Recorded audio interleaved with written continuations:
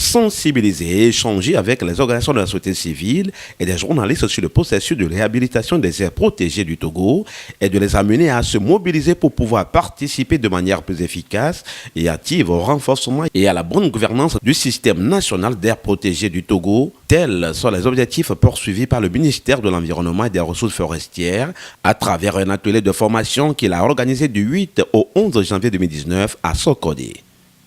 Cette initiative rentre dans le cadre de l'exécution du projet de renforcement du rôle de conservation du système national d'aires protégées du Togo, PRAPT, financé par le Fonds pour l'environnement mondial, FEM, le Programme des Nations Unies pour le développement PNUD, l'Union économique et monétaire ouest-africaine, UEMOA, et le gouvernement togolais.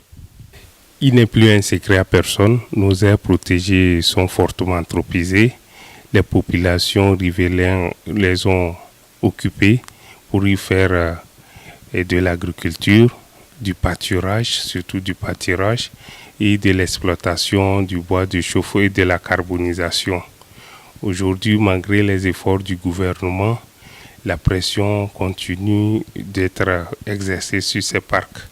Il convient de mettre tous les acteurs dans le jeu de façon à pouvoir aider à la réhabilitation des aires protégées. Aujourd'hui, les journalistes et l'organisation de la société civile sont rentrés en jeu de façon à avoir toutes les informations nécessaires sur tout ce qui est fait en matière du processus de réhabilitation des aires protégées et pouvoir les amener à s'impliquer davantage dans la sensibilisation de nos populations riveraines. Comme ça, nos populations pourraient mieux comprendre l'enjeu, l'importance des aires protégées et pouvoir s'approprier la gestion de ces espaces qui sont des domaines de l'État. Le PRAPT a pour rôle de renforcer la bonne gouvernance dans la gestion des AP à travers plusieurs activités comme cet atelier. Le PRAPT est un projet de renforcement du rôle de conservation du système d'aires protégées. Son rôle, c'est de pouvoir renforcer la bonne gouvernance dans la gestion des aires protégées à travers les formations, l'équipement des agents des eaux et forêts, mais également en donnant un cadre d'action beaucoup plus amélioré, un cadre juridique institutionnel pour la gestion et la bonne gouvernance des aires protégées. Aujourd'hui, un des résultats également qu'attend le PRAPT, c'est de pouvoir améliorer, rendre beaucoup plus fonctionnel le parc Fazao Malfa-Kassa. Le PRAPT est un projet financé par le Fonds pour l'environnement mondial avec le cofinancement du Programme des Nations Unies pour le développement et la commission du l'UEMOA. Il faut retenir que le gouvernement togolais participe en cash et en nature dans le financement de ce projet.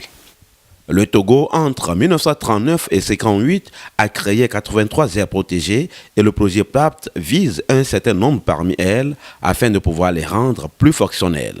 Actuellement, le PRAPT est en train de pouvoir rendre beaucoup plus fonctionnelles 10 aires protégées prioritaires, mais avec un focus beaucoup plus large sur le parc Fazao Malfa-Kassa, la forêt d'Abdoulaye, la forêt d'Aledjo et les monts Balam.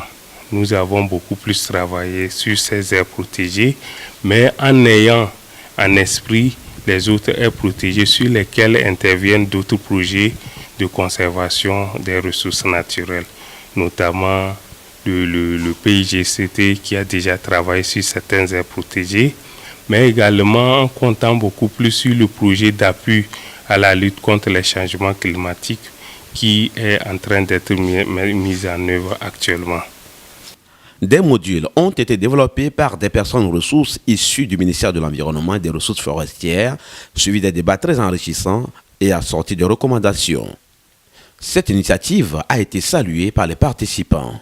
C'est une très bonne formation parce que ça nous permet d'avoir une idée sur comment le ministère, à travers le PRAPT, gère un peu les aires protégées du Togo. Il faut dire aussi que je suis forestier et donc ça m'intéresse beaucoup de savoir ce que nos collègues du secteur public sont en train de faire pour pouvoir conserver notre patrimoine. Je salue déjà l'initiative du ministère de l'Environnement et des Ressources forestières. Avec les changements climatiques, tout ça là, les journalistes s'y connaissent mieux. Mais il y a aussi des problématiques de l'environnement qu'on ignorait, notamment les aires protégées. Et aujourd'hui, grâce à cet atelier, on a compris davantage ce que c'est qu'une aire protégée et en tant que journaliste, quelle est notre contribution pour protéger ces aires protégées.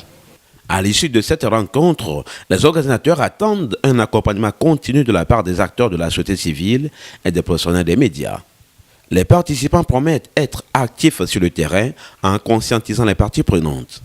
En tant que journaliste, je peux maintenant véhiculer le message et transmettre, sensibiliser le public sur comment se comporter face aux aires protégées parce qu'aujourd'hui, nous bénéficions que ce soit sur le plan économique, social, même sur le plan de la santé de ces aires protégées. Moi, en tant que forestier, en tant que membre de Jeunes Volontaires pour l'Environnement, quand je vais retourner dans ma localité, je fais un devoir de pouvoir restituer ce que je suis venu apprendre ici.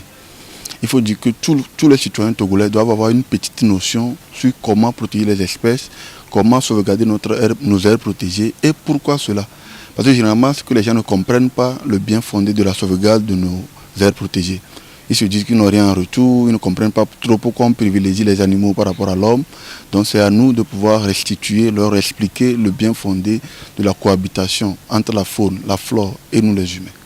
La cérémonie d'ouverture officielle de cet atelier a été présidée par le préfet de Tchaoudjo, colonel Montpillon Matéendou, avec à ses côtés le commandant Okumasu Kochikba, chef de division des aires protégées, la direction générale des eaux et forêts, de M. Alassane Abdou Jalilou, représentant le directeur régional de l'environnement et des ressources forestières de la centrale, et du commandant Afroda Shamsoudine, coordonnateur national de PRAPT. Nos écosystèmes étant fortement menacés par l'action humaine, il urge de les sauver car notre vie en dépend.